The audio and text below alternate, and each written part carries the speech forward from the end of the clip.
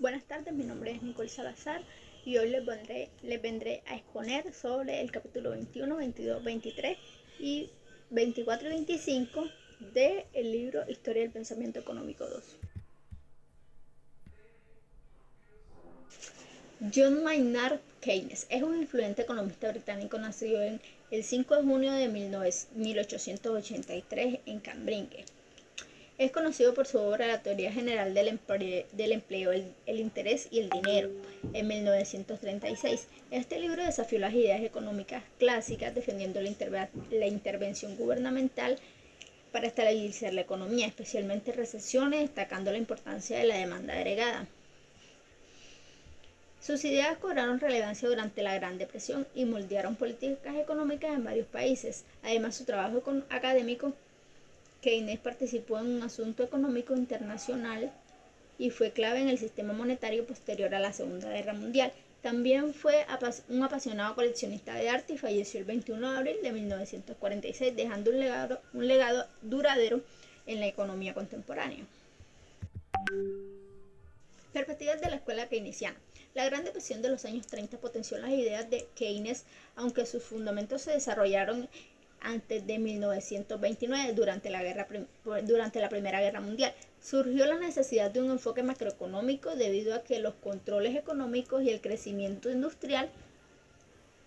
La preocupación por el estancamiento secular en economías maduras llevó a proponer políticas luego de que se identificaran como keynesianas, como programas de obras públicas y déficit presupuestario, reconociendo el impacto multiplicador de gastos gubernamentales, aunque estas ideas ya se discutían. Fue Keynes quien sistematizó un marco analítico, dando lugar a la revolución keynesiana. Los principios más importantes de la escuela keynesiana fueron el énfasis macroeconómico, que se centra en el análisis de variables agregadas como el consumo, ahorro, ingresos, producción y empleo. Orientación de la demanda, que la demanda efectiva son gastos agregados determinando ingresos y la producción. Los gastos totales incluyen como consumo, inversión, gastos gubernamentales y exportaciones netas. Otra sería la inestabilidad económica. La economía es propensa a ciclos de auge y caídas debido a la erraticidad en los gastos de inversión que afectan el ingreso y la producción. Otro sería la rigidez de salarios y precios. Los salarios son tan inflexibles a la baja por factores institucionales en situaciones de baja demanda, y las empresas reducen producción y despiden trabajadores, dando lugar a bajos salarios. El sistema keynesiano. El sistema keynesiano se basa en las ideas economistas de Keynes, quien propuso que la economía no siempre se autorregulaba y que en estos tiempos de crisis el gobierno debe intervenir para estimular la demanda. Aquí te explico cómo funcionaba.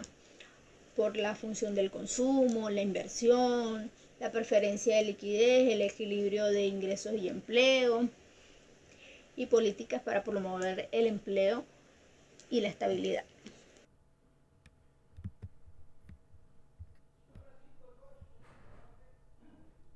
Keynes y la Escuela de Estocolmo. La Escuela de Estocolmo, influenciada por Wittgenstein, estudió procesos económicos agregados similares a los de Keynes, aunque con menos reconocimiento. Gunnar Myrdal, premio Nobel sueco, criticó la innecesaria originalidad de Keynes ante la crisis de 1913. Analizó políticas para combatir el desempleo, diferenciando entre ingresos y ahorros. Sostuvo que las expectativas futuras son claves para entender las fluctuaciones económicas y sugirió que gastos derrochadores podrían estimular la economía. Propuso que las acciones absurdas como enterrar billetes podrían reducir el desempleo, aunque preferiría construir infraestructura si no había ningún obstáculo político. Alvin Hansen nació en Bigor, Dakota del Sur, y asistió a una escuela donde solo una habitación antes de graduarse. En Jacob College, 1910, obtuvo su doctorado en la Universidad de Wisconsin y luego enseñó en Brown University y en la Universidad de Minnesota, donde publicó Business Cycle Theory en 1927, consolidándose como un destacado erudito en macroeconomía en 1937. Se unió a Harvard habiendo previamente identificado un error en el Tratado del Dinero de Keynes. Aunque inicialmente fue escéptico respecto a la teoría general, cambió de opinión tras profundizar en las ideas de Keynes.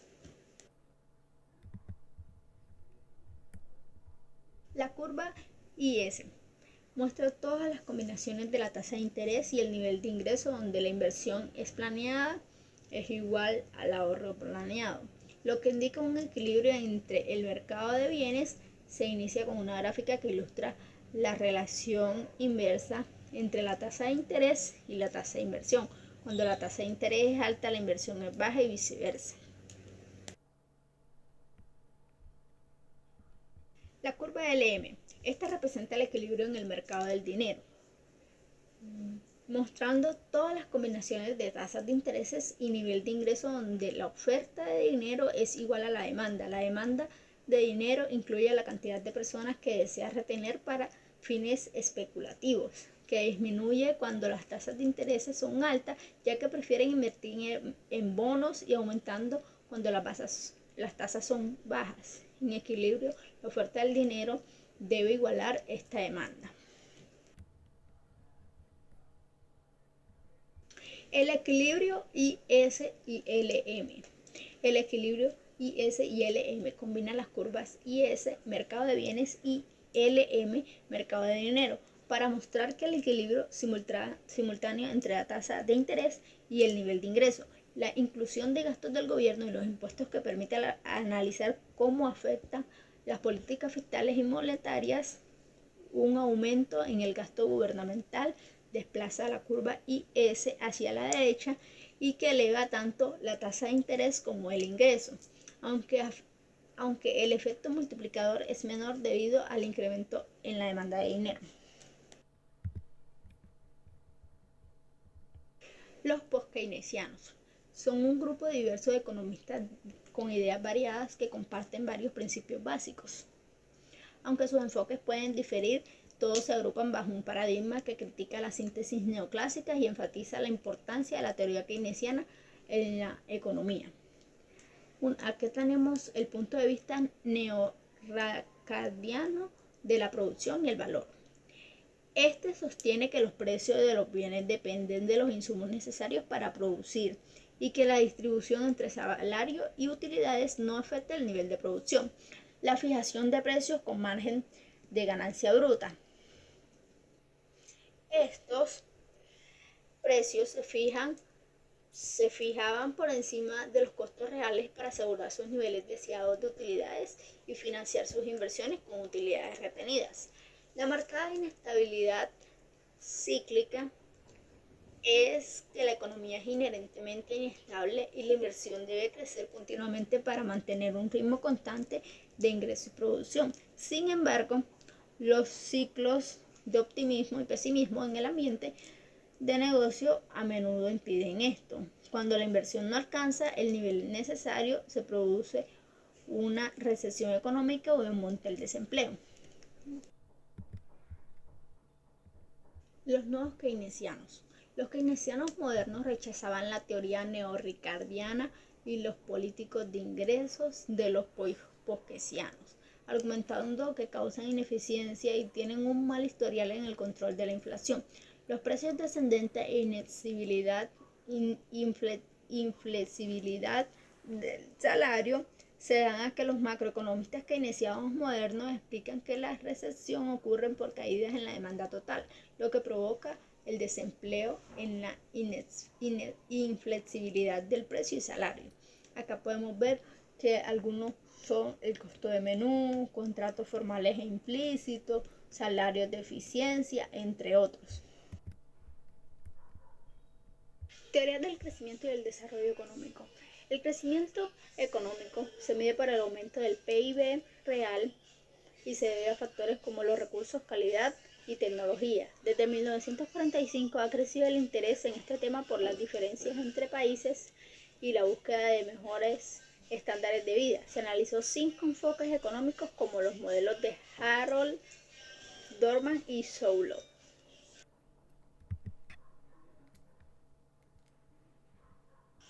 Robert Solow, fue nacido en 1924, es un economista nacido en Brooklyn, con un doctorado en Harvard, trabajó toda su carrera en el MIT, ganó el premio Nobel en 1987 por su teoría del crecimiento económico. Ha contribuido en áreas como la macroeconomía y la economía ambiental y laboral, defendiendo una mezcla de microeconomía neoclásica y keynesiana. Su enfoque del crecimiento se basa en los principios neoclásicos. La teoría del crecimiento de Solow. En 1956, Solow publicó un influyente análisis del crecimiento económico que contrastaba la teoría de Harold Dorman, la cual sostenía que el crecimiento es inestable. En cambio, Solow defendió que la economía se ajustaba internamente para alcanzar un crecimiento estable en equilibrio.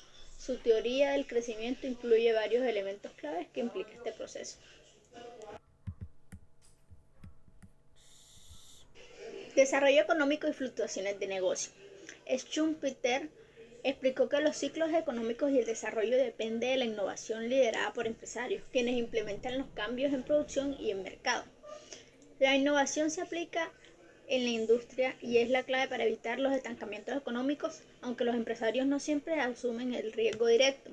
Son fundamentales para introducir nuevos productos y procesos. Transforman la economía estática en un proceso dinámico, utilizando créditos para financiar inversiones, lo que demuestra que el desarrollo surge del sistema económico y no es un impuesto externamente.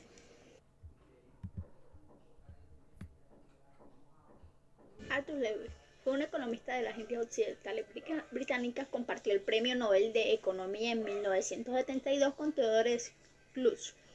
Estudió en la Escuela de Economía de Londres y enseñó en esa institución y en la Universidad de Manchester. Publicó obras enfocándose en el desarrollo de países en vías de desarrollo. También ocupó importantes cargos académicos y administrativos, incluyendo vicecanciller de la Universidad de las Indias Occidentales, presidente del Banco de Desarrollo del Caribe. Modelos de sectores de lengua. El modelo Duarte de Arthur Lewis divide la economía en un sector rural de subsistencia con mano de obra excedente y un sector urbano industrial más rentable con salarios más altos. Los trabajadores migran del sector rural al urbano debido a esta diferencia salarial. La curva de demanda de trabajo en el sector urbano muestra que los empleadores contratan hasta que el ingreso marginal del trabajo iguala el costo salarial. Este modelo resalta la migración laboral y las diferencias salariales como impulsores del desarrollo económico. Las críticas de Todaro a Lewis y Schultz. El modelo de Lewis sobre la migración rural-urbana ha sido criticado por Michael Todaro, que señala que en muchas naciones en desarrollo la migración no ha generado el crecimiento esperado, sino estancamiento y escualidades urbanas. Los salarios urbanos han aumentado, contrariamente a los que propone Lewis, debido a factores como la presión sindical, las políticas de multinacionales. Además, los gobiernos han mantenido precios del capital más bajos, lo que ha llevado a una subutilización del trabajo. La Escuela de Chicago. Perspectivas de la Escuela de Chicago. Desde Marshall, el pensamiento económico ha apoyado la intervención del gobierno en la economía. Surgió que el gobierno puede mejorar la asignación de recursos como impuestos y subsidios. Robinson abogó por un salario mínimo y sindicalismo. Se concluyó que la regulación gubernamental es necesaria para manejar los monopolios y promover la eficiencia. Además, se creía que el Estado podía asignar recursos de manera eficiente y era esencial para romper el ciclo de pobreza en países de desarrollo. El liberalismo económico. Milton Friedman se veía como un liberal desde el siglo XIX, defendiendo la libertad económica y abogando por menos intervención gubernamental. Creía que la libertad política dependía de la libertad económica. Propuso reformas como tipos de cambios flexibles, un ejército voluntario, cupones educativos, un impuesto negativo sobre ingresos y legalización de drogas recreativas. Su influencia en la economía y la política pública es ampliamente reconocida, con Samuelson afirmando que su existencia era esencial para el pensamiento económico moderno.